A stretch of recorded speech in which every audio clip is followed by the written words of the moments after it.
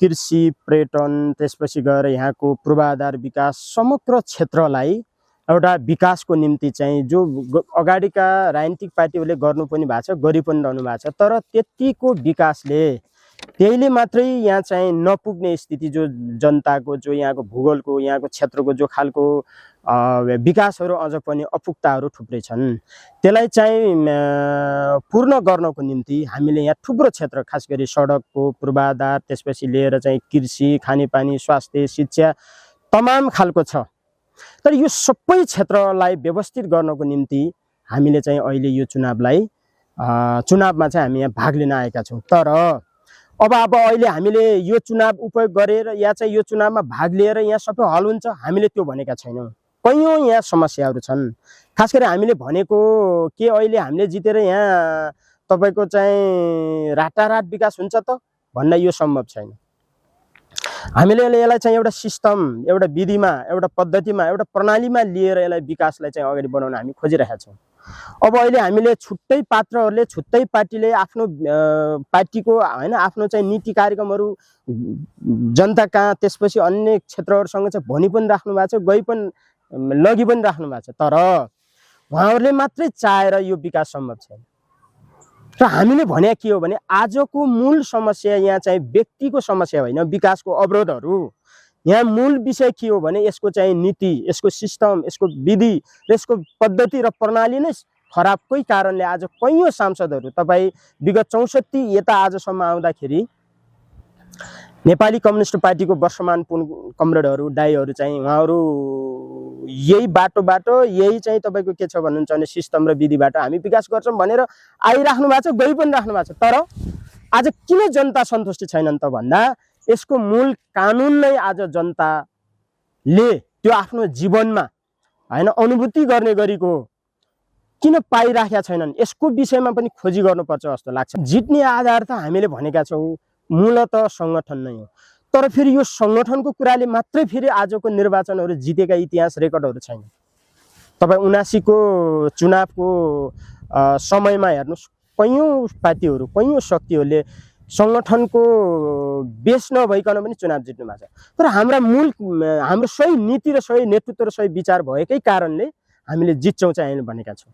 किनभने जहिले पनि हामी जनता, देश, राष्ट्रको पक्षमा हिँडिराख्ने, लडिराख्ने, भिडिराख्ने भएको हुनाले हैन हामी त्यो राम्रो नीति, राम्रो कार्यक्रम जनता कहाँ अगाडि लिएर नै हामी जाँदाखेरि जनताले सही नै छ है, राष्ट्रियताको कुरामा यो पार्टी, यो पात्रहरूले सही नै विषयहरू उठाएका छन्, जनताहरूले भनि नै राख्नु भएको छ। त्यसपछि आजको हैन उत्पादन प्रणाली, अर्थ प्रणाली यस्तो अस्तव्यस्त छ, यसलाई चाहिँ आत्मनिर्भर बन्नको निम्ति आम नागरिकहरू एकचोटि श्रममा चाहिँ हाम फाल्नुपर्छ हैन, हामीले भनिराखेका छौँ। र त्यो श्रममा मान्छेहरू आकर्षित पनि छन्, हामी त्यो पनि छ। त्यसकारणले समानताको निम्ति पनि चाहिँ हैन अगाडि बढ्नुपर्छ। सबैको समान हैन जीवन, समान हैसियत, समान एउटा चाहिँ तपाईको के छ भन्नुहुन्छ भने हैन के रे स्थितिबाट हामी अगाडि जान सक्यौँ भने मलाई लाग्छ यी कारणले चाहिँ हामी चुनाव जित्छौँ। चुनावहरू भनेको जहिल्यै पनि निष्पक्ष, त्यसपछि तपाईको के छ भन्नुहुन्छ भने हैन स्वविवेकीय टाइपले मान्छेहरूले मतदान गर्ने त्यस्तो राइटहरू अहिलेसम्म पाइरहेको छैन। कहीँ न कहीँ दबाबमा, कहीँ न कहीँ अलिकति मान्छेहरूको प्लानमा, कहीँ न कहीँ अलिकति जबरजस्ती जस्तो, कहीँ न कहीँ मान्छेलाई अलिकति प्रेसर जस्तो यी यस्तै दिएर पनि मान्छेहरूले सही पात्र, सही व्यक्ति छान्दाखेरि कहीँ जनताहरू अल्मलिनुहुन्छ कि कहीँ चाहिँ त्यस्तो अलिकति बढी भोलि मलाई यसले केही भनिहाल्छ कि या मलाई केही गरिबोहाल्छ कि यस्तो अलिअलि सन्तासहरू भएर पनि हामीलाई जनताहरूले सर्लक्क दिँदाखेरि ओ यिनीहरू त यो युद्धमा छन् है, यो एउटा लडाइँमा छन्, भोलि यिनलाई दिँदाखेरि के हो, यस्तो केही भ्रमहरू पनि मान्छेहरू कहाँ छर्दै आउँदा पनि अलिकति जनतालाई हैन त्रासहरू पनि कहीँ न कहीँ भयो होलान्। तर फेरि जनताले हामीलाई विश्वासी गरेर हामी अगाडि आएका छौँ। जित्ने कुरा हामी जित्छौँ पनि, हामी परीक्षणमै छौँ, लडाइँमै छौँ, आन्दोलनमै छौँ, क्रान्तिमै छौँ, अगाडि बढिराखेका छौँ। बढ्दै जाँदाखेरि कैयौँ चाहिँ लडाइँहरू हामी पराजित पनि भएका छौँ, कैयौँ लडाइँमा हामी हैन एकदम शानदार विजयहरू पनि गर्दछौँ र आगामी दिनमा हामी शानदार विजय गर्ने गरी हामी अगाडि चाहिँ बढिराखेका छौँ। मतदाताको बीचमा जाँदाखेरि थुप्रो खालको समस्याहरू छ कि हामीले 64 यता थुप्रो मान्छेहरूलाई, थुप्रो पार्टीलाई भोट पनि दिइयो, तर जनताको गुनासो अलि बढी कस्तो छ भने भोट माग्न आउँदाखेरि मिठा र गुलिया कुराहरू लिएर नै आउने तपाईहरु गर्नुहुन्छ। तर हामीलाई भोटर मालिक कहिल्यै पनि बनाउनु भएन। हामी भोटर मिसिन जस्तो भइयो।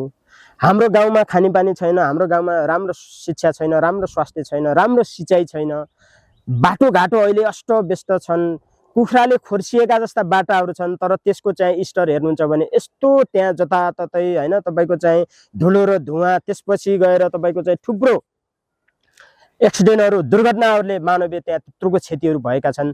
यी कुराहरूमा चाहिँ तपाईहरुको विकासतिर किन ध्यान छैन? यस्ता खालका समस्याहरू थुप्रो चाहिँ जनताले भनि पनि राख्नु भएको छ।